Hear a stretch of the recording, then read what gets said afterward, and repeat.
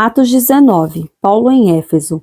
Aconteceu que, enquanto Apolo estava em Corinto, Paulo, tendo passado pelas regiões mais altas, chegou a Éfeso. Encontrando ali alguns discípulos, perguntou-lhes: Vocês receberam o Espírito Santo quando creram? Ao que eles responderam: Pelo contrário, nem mesmo ouvimos que existe o Espírito Santo.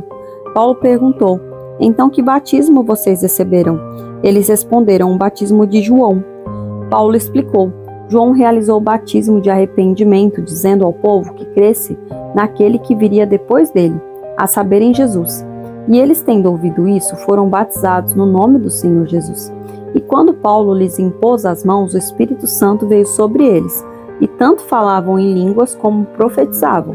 Eram ao todo uns 12 homens. Durante 3 meses, Paulo frequentou a sinagoga, onde falava ousadamente, discutindo e persuadindo a respeito do reino de Deus. Mas como alguns deles se mostravam teimosos e descrentes, falando mal do caminho diante da multidão, Paulo se afastou deles. E levando consigo os discípulos, ele passou a falar diariamente na escola de Tirano. Paulo fez isso durante 2 anos, de modo que todos os habitantes da província da Ásia ouviram a palavra do Senhor, tanto judeus como gregos. Os filhos de Seva. Deus, pelas mãos de Paulo, fazia milagres extraordinários, a ponto de levarem aos enfermos lençóis e aventais de seu uso pessoal, diante dos quais as enfermidades fugiam das suas vítimas e os espíritos malignos se retiravam.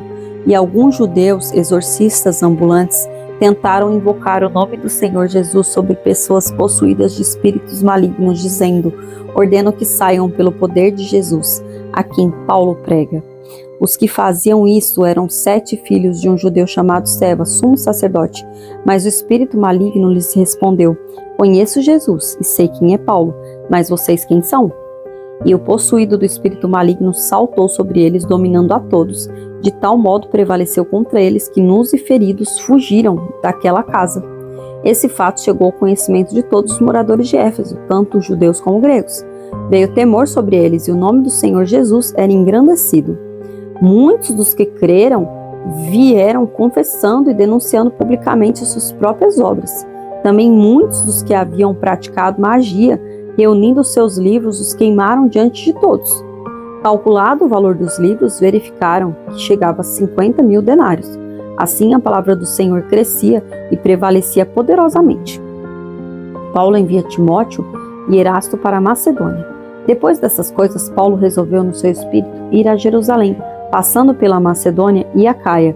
Ele dizia: Depois de passar por Jerusalém, preciso ir também a Roma. Tendo enviado a Macedônia, 2 daqueles que o ajudavam, a saber, Timóteo e Erasto, permaneceu algum tempo na província da Ásia. O tumulto em Éfeso. Por esse tempo houve grande tumulto em Éfeso por causa do caminho, pois um ourives chamado Demétrio, que fazia modelos de prata do templo de Diana e que dava muito lucro aos artífices, convocando-o juntamente com os outros do mesmo ofício, disse-lhes: Senhores, vocês sabem que a nossa prosperidade vem deste ofício. E agora vocês estão vendo e ouvindo que não só em Éfeso, mas em quase toda a província da Ásia, este Paulo tem persuadido e desencaminhado muita gente, afirmando que os deuses feitos por mãos humanas não são deuses de verdade. Não somente há perigo de que o nosso negócio caia em descrédito, como também de que o próprio templo da grande deusa Diana seja considerado sem valor, e que até venha a ser destruída a majestade daquela que toda a província da Ásia e o mundo adoram. Ouvindo isso, ficaram furiosos e começaram a gritar: Grande é a deusa dos Efésios! A confusão se espalhou pela cidade, e todos juntos foram correndo para o teatro, arrastando consigo os macedônios Gaio e Aristarco, companheiros de Paulo. Quando Paulo quis apresentar-se ao povo, os discípulos não o permitiram. Também algumas autoridades da província, que eram amigos de Paulo, mandaram um recado, pedindo que ele não se arriscasse indo ao teatro.